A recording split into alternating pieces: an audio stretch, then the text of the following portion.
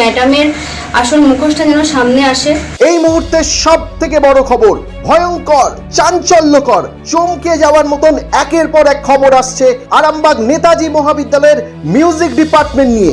একদিন আগে মিউজিক ডিপার্টমেন্টের এক ছাত্রীকে নিয়ে তোলপাড় হয় আরামবাগ। ওই ছাত্রী মিউজিক ডিপার্টমেন্টের অধ্যাপিকা তনয়া পাল চৌধুরীকে নিয়ে ভয়ঙ্কর অভিযোগ করেন। এবার আরো এক প্রাক্তন ছাত্রী দিনের পর দিন তাকে ও তার পরিবারকে নির্যাতনের অভিযোগ তুলল তনয়া পাল চৌধুরীর বিরুদ্ধে। কি অভিযোগ তুলল মিউজিক ডিপার্টমেন্টের এই প্রাক্তন ছাত্রী, শুনে নিন। ঘটনাটা ঘটেছিল বলতে আমাদের বাড়িতে উনি ভাড়া আসেন প্রথমে, ঠিক আছে, আমাদের বাড়িটা ফাঁকা ছিল, ভাড়া আসেন। তারপরে মানে আমার দিদি হবেন বলে উনি আমাকে মানে আমার গান ভালো লাগার কারণে উনি আমার দিদি হবেন, আমার গার্জেন হবেন, এরকম একটা প্রস্তাব দেন। তারপরে কিছুদিন পরে ওনার মনে হয় যে আমি ওনার সাথে আমার খুব মানে মাইন্ড ম্যাচ করছে, তাই জন্য আমাকে প্রেমের প্রস্তাব দেন। আমি সেটা প্রথমে অ্যাকসেপ্ট করিনি। আমি বলি যে আমি স্ট্রেট ওম্যান, আমি তো লেসবিয়ান নই, তাই জন্য আমি এটা অ্যাকসেপ্ট করতে পারবো না। তাই জন্য তারপরের থেকে দিনের পর দিন এক কথা যে তুই আমার সাথে প্রেম কর, হ্যানা তেনা।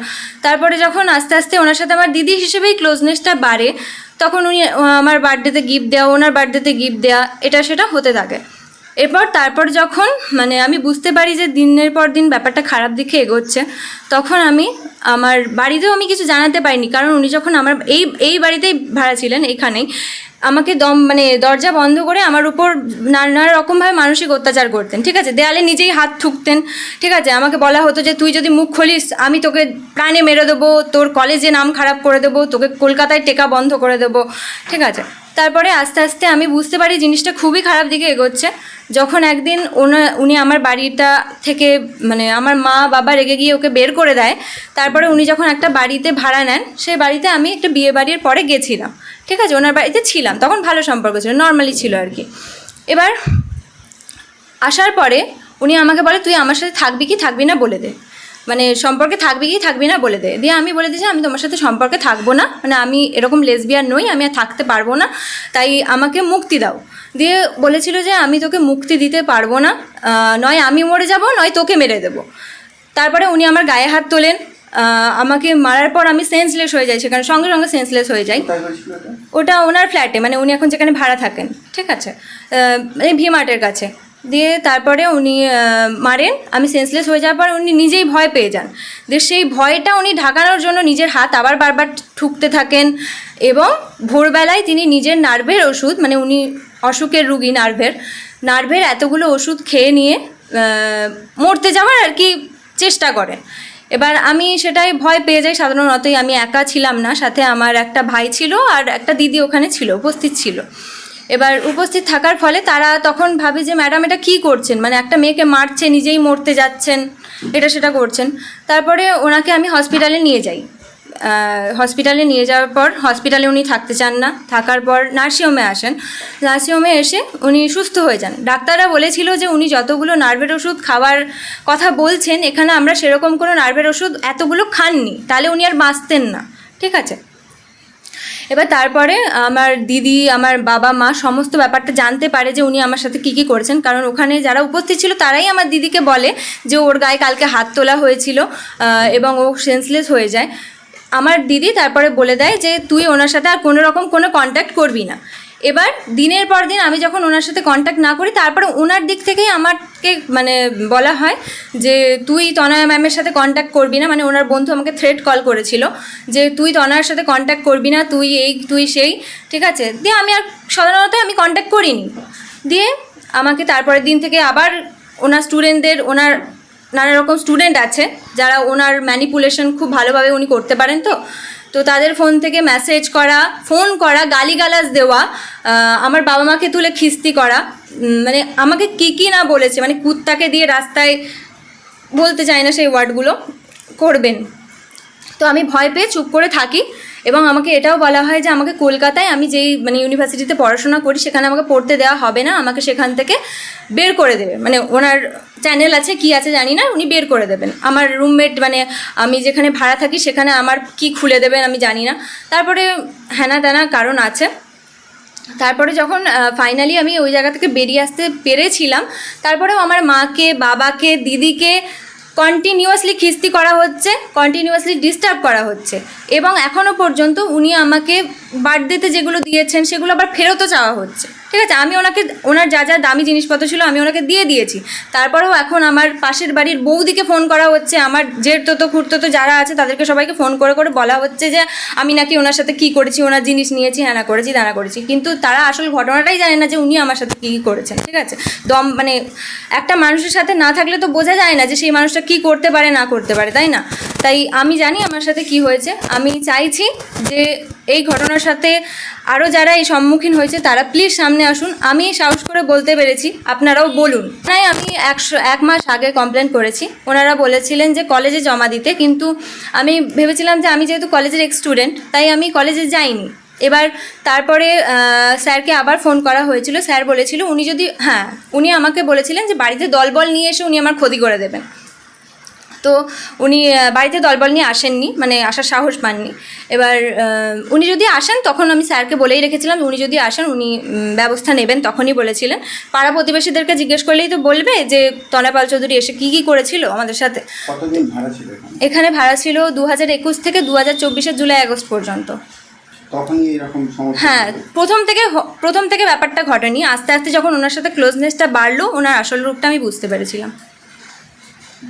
দেখা যাচ্ছে যে এরকম ঘটনা কি আরও কোনো ছাত্রের সঙ্গে ঘটেছে? হ্যাঁ ঘটেছে, কিন্তু তারা ভয় মুখ খুলতে চাইছে না। আমার সাথে আজকেও এবং কালকে আপনাদেরই চ্যানেলের কমেন্ট যখন আমি করেছিলাম, আমার সাথে অনেকে কমেন্ট করেছে, মানে আমার সাথে ইনবক্সে যোগাযোগ করেছে, কিন্তু অনেকেই চাইছে না, যে সামনে আসতে ভয় পাচ্ছে, থ্রেটনিংয়ের ভয় পাচ্ছে আর কি।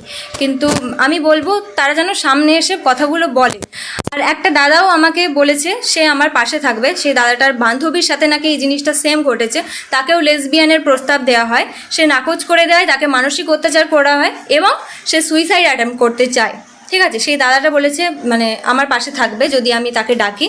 ওই ছাত্রীর দিদি রীতিমতো আতঙ্কে আছেন, ঘটনা নিয়ে তিনি কি বললেন একবার শুনে নেব। সমস্যা বলতে আমার বোনকে দিনের পর দিন টর্চার করা হয়েছে, মেন্টাল, এবং লাস্ট অব্দি আমি জানতে পেরেছি ওকে ফিজিক্যাল টর্চারও করা হয়েছে, এমন চড় মারা হয়েছে যে অজ্ঞান হয়ে গেছিল। যেদিনে ঘটনাটা ঘটে তার পরের দিন ওখানে যারা উপস্থিত ছিল তাদের মধ্যে একটি ছেলে, নামটা নিতে চাই, শুভজিৎ, সে আমাকে এই ঘটনাটা জানায় যে তাকে চড় মারা হয়েছিল এবং তাকে আমার বোনকে বাড়িতে আসতে দেওয়া হয়নি। বাড়িতেও আসতে চেয়েছিল সেই রাতে যখন ফ্ল্যাটে ছিল, এবং আসতে দেওয়া হয়নি।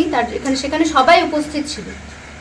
আমরা এখন চাইছি যেটা, যে এই ম্যাডামের আসল মুখোশটা যেন সামনে আসে, এবং যারা যারা এই ঘটনাটা জানে বা যাদের সাথে হয়েছে তারাও যেন সামনে এসে এই ঘটনাটা বলে। আমরা চাইছি, এখনও অবধি আমাদেরকে, মানে কাল অবধিও আমার বৌদির কাছে কল এসেছে, আমাদের কাছেও দিনের পর দিন অন্য নাম্বার থেকে থ্রেটনিং আসছে।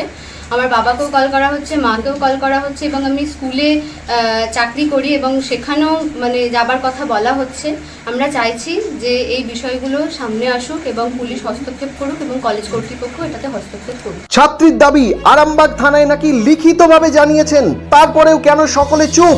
উঠছে প্রশ্ন, রহস্যে মুড়ছে আরামবাগ নেতাজি মহাবিদ্যালয়ের মিউজিক ডিপার্টমেন্ট। আবার আজকে আমরা ওই লিখিত অভিযোগ পাওয়ার জন্য ম্যাডামের সঙ্গে একটু কথা বললাম, সেটা এমনি কথা বলেছি, কিন্তু আলটিমেট ডিসিশন গভর্নিং বডি নেবে। ম্যাডামও তার হয়তো কিছু বক্তব্য ছিল, সে উনি বলছেন আমার বক্তব্যটা আমার কাছ থেকেও শুনুন, সেই জন্য আমরা শুনেছি কর্তৃপক্ষ হিসাবে। এবার গভর্নিং বডি যদি মনে করেন ওনাকে আবার ডেকে ডাকবেন, বা যারা অভিযোগ করেছেন যারা, তাদেরকেও আমরা হয়তো ডাকবো। আমরা বিষয়টা নিয়ে আমাদের কলেজ কর্তৃপক্ষ খুবই সজাগ আছে এই বিষয়ে, পরবর্তী পদক্ষেপ করে নিই। নেতাজি মহাবিদ্যালয়ের মিউজিক ডিপার্টমেন্টের ওই অধ্যাপিকা একের পর এক শিউরে ওঠা অভিযোগ নিয়ে তিনি কি বলছেন একবার শুনে নেব। দেখুন, অনেকেই অনেক কথা বলছে, ওরাও অভিযোগ করেছে, আমিও জানিয়েছি হায়ার অথরিটিকে। কলেজ কর্তৃপক্ষ যেটা ডিসিশন নেবে সেটাই হয়তো আমার কাছে শিরোধার্য, ব্যাস এইটুকুই। আমি এ বিষয়ে কিছু জানি না। আমি আগে যে বাড়িতে ভাড়া থাকতাম সেই বাড়িতে আমার একটু প্রবলেম হচ্ছিল, আমি বাড়ি শিফট করেছি, এই যা। দেখুন, আমি এসব বিষয়ে কোনো কথা বলতে চাই না, ওটা একান্তই পার্সোনাল, ব্যাস এইটুকুই। ছাত্রীদের অভিযোগ, ইউনিয়নের নেতাদের নাম নিয়ে ভয় দেখাতেন তনয়া পাল চৌধুরী। তো আমাকে হুমকি দিয়েছেন বারবার কলেজের ভিতরে যে তুই কলেজ থেকে বাইরে বেরোলেই আমি একা নয়, আমি সংসদের ছেলেদেরকে নিয়েও তোর উপর অ্যাটাক করব। সত্যি কি তাই? নেতৃত্ব কি বলছেন এই বিষয়ে?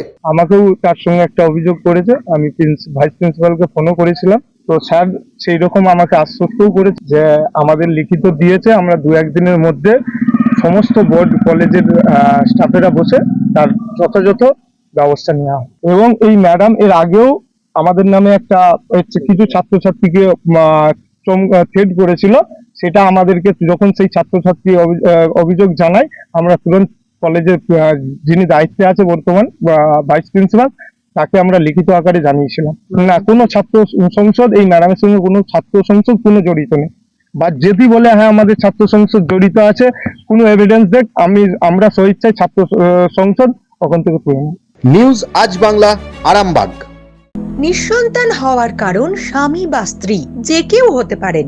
আইভিএফ এর অ্যাডভান্স সায়েন্স আর এক্সপার্ট কেয়ার লক্ষ লক্ষ কাপেলের স্বপ্ন সার্থক করেছে। তাই বন্ধাত্বকে হারাতে আপনাদের অবশ্যই আসতে হবে আরামবাগ প্রাণ আইভিএফ ফার্টিলিটি সেন্টারে। এখানে চিকিৎসা করিয়ে অনেক দম্পতি সন্তানের মুখ দেখেছেন। আমাদের ঠিকানা আরামবাগ বসন্তপুর আমতলা বিবেকানন্দ পল্লী 2 নম্বর রেলগেটের পাশেই। মোবাইল নাম্বার 7865858781 অথবা 7908098172।